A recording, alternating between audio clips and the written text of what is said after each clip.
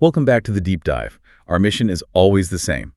We take a stack of dense sources, articles, research, ancient texts, and we give you the shortcut, the clearest, most critical nuggets you need to be well-informed.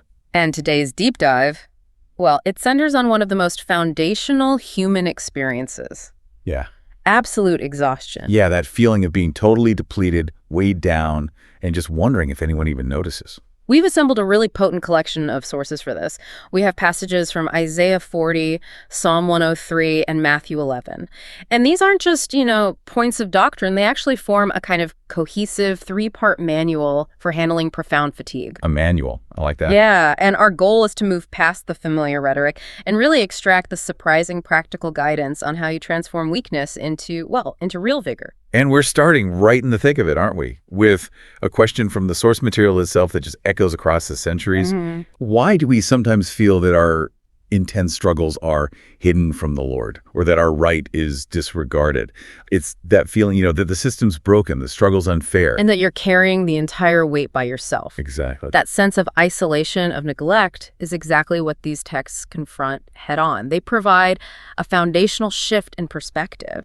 Before we can accept rest, the sources seem to say, we first have to understand the true scope of the strength that's available. Okay. So we're going to transition from discussing this grand, almost cosmic power of the Creator as a concept to the intensely personal, intimate invitation for rest that follows from it. Okay, let's unpack that with our first section. We're focusing on Isaiah chapter 40 and this sheer, inexhaustible power it describes. Right. It kicks off with a really challenging declaration. To whom can you liken me as an equal? It immediately forces you to realize that if you feel limited, that limitation is strictly a human phenomenon. The prophet is setting the scale, absolutely.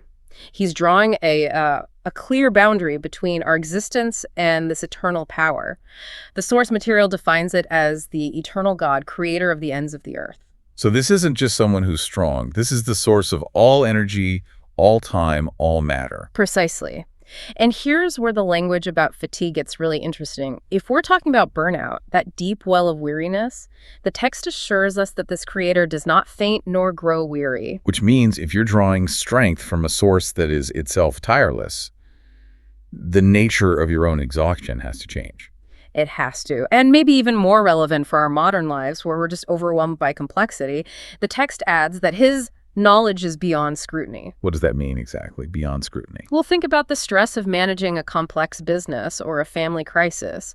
We get fatigued because the complexity just overwhelms our finite minds. The Isaiah source is saying, for this creator, complexity is irrelevant. Fatigue and uncertainty, they're non-existent variables in the equation. I love that connection. It speaks directly to that modern stressor, that feeling of being unable to handle the sheer volume of data and decisions. It does.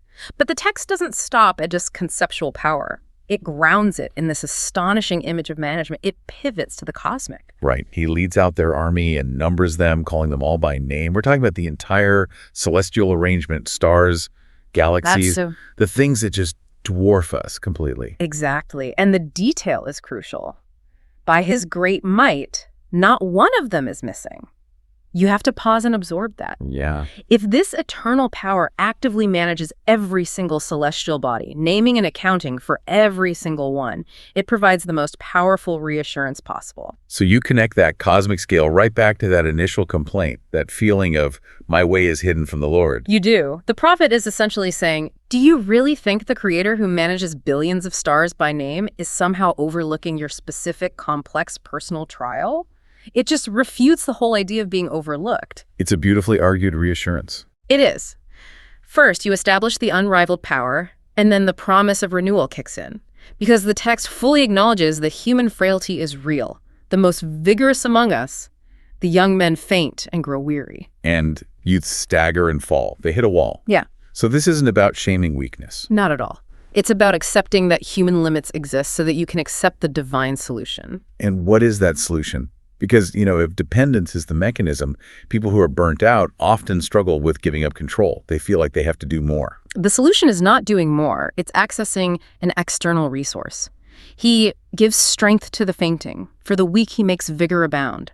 The key mechanism isn't self-will or positive thinking. It's reliance. Those that hope in the Lord will renew their strength. That's the mechanism. It's an active choice of trust. And that choice leads to that iconic, unforgettable imagery.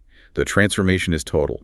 They will soar as with eagle's wings. They will run and not grow weary, walk and not grow faint. And we hear that line all the time, but if you break it down, It's not promising that the trials disappear. not at all. It's promising that your internal capacity to handle the trials becomes virtually unlimited.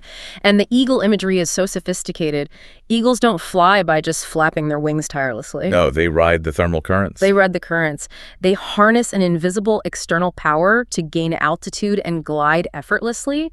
It's a perfect metaphor for energy renewal that comes from aligning with an unfailing source, not just struggling harder against the wind.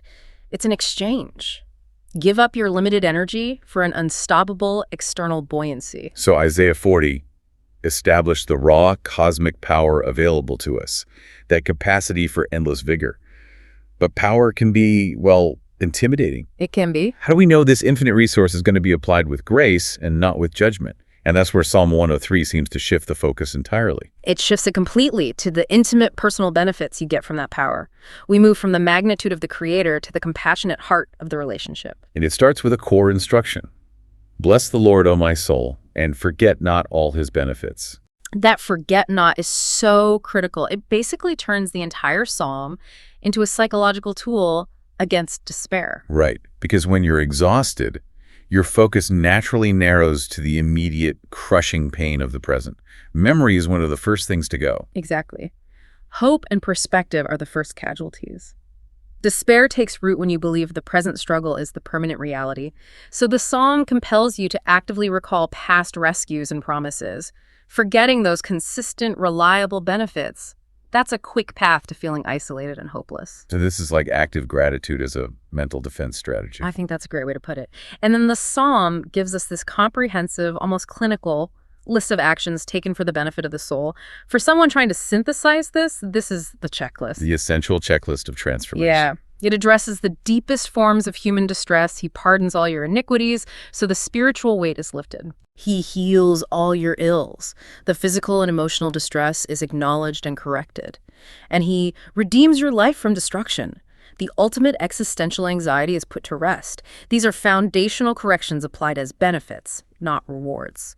And then, the ultimate psychological comfort. He crowns you with kindness and compassion.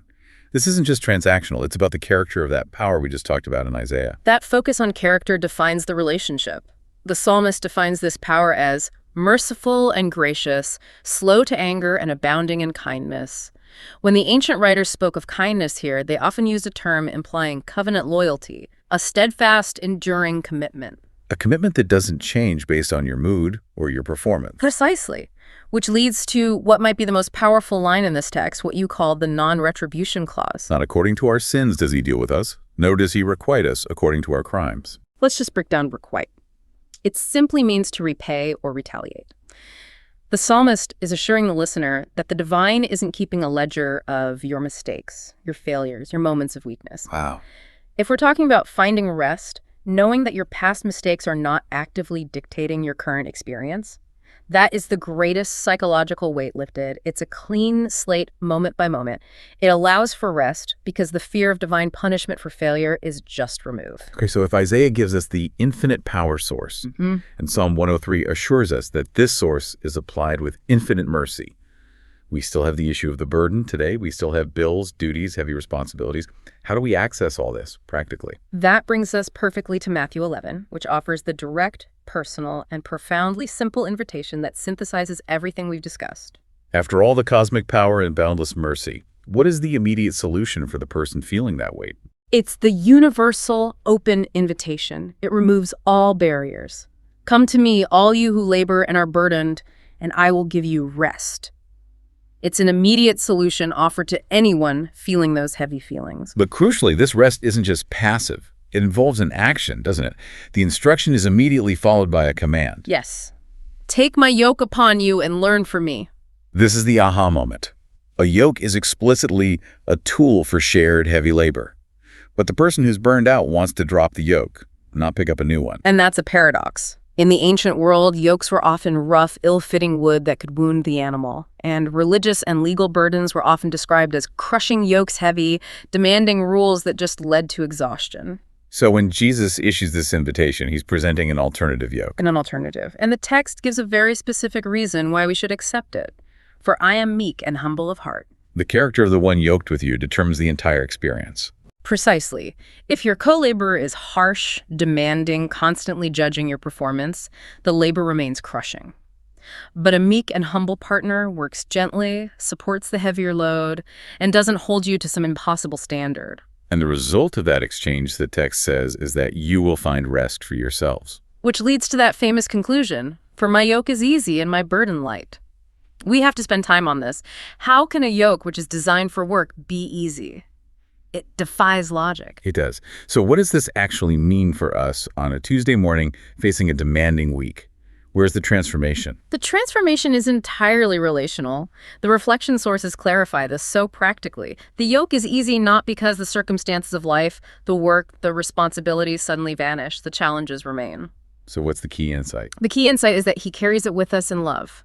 This transforms the nature of the burden. You are no longer carrying the weight alone. The heaviest part of the burden is borne by the one who is limitless in strength, from Isaiah, and boundless in mercy, from Psalm 103. Exactly. The light burden isn't a reduction of your tasks, it's the sharing of the crushing load. That reframes the entire concept of dependence. It's not about being helpless, it's about accepting a co-laborer who is infinitely capable, which is why the emotional support part is so critical here. Yes, the texts reinforce it. The Lord is close to the brokenhearted, and he saves those whose spirit is crushed.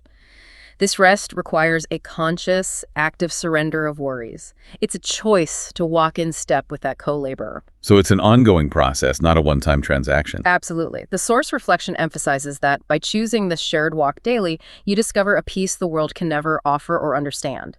It's a peace that exists inside the storm, because the burden is no longer exclusively yours. So let's synthesize these powerful ancient texts for you. We've really mapped out a pathway for transforming that feeling of being absolutely overwhelmed. We began by establishing the absolute source of eternal, unfailing strength in Isaiah 40. We learned that the power available is tireless, and the knowledge available is beyond our scrutiny. If the Creator manages the complexity of the cosmos by name, your personal complexity is seen, known, and understood. Then we move to the assurance of how that power is applied from Psalm 103. We establish that this strength is delivered with infinite mercy, not judgment. You're not dealt with according to your mistakes, but crowned with kindness. And that assurance allows the weight of guilt and fear to finally lift. And finally, we uncovered the practical method for accessing this rest in Matthew 11. The rest isn't the absence of work, but the replacement of a crushing, solitary burden with an easy yoke, a shared effort where the real heavy lifting is done by an infinitely meek and humble co-laborer. So the ultimate takeaway for you is actionable. If you've been relying on your own limited, depletable energy, the text encourages a shift. It's an invitation to identify the specific weight you are carrying that is causing you to faint and stagger. Right. This kind of rest moves beyond just intellectual understanding and into active surrender. If you're feeling that crushing weight of weariness today, the sources pose one final, poignant challenge, a question for you to internalize and explore. What heavy concern can I place in your hands today so that I may walk with greater peace and trust in you?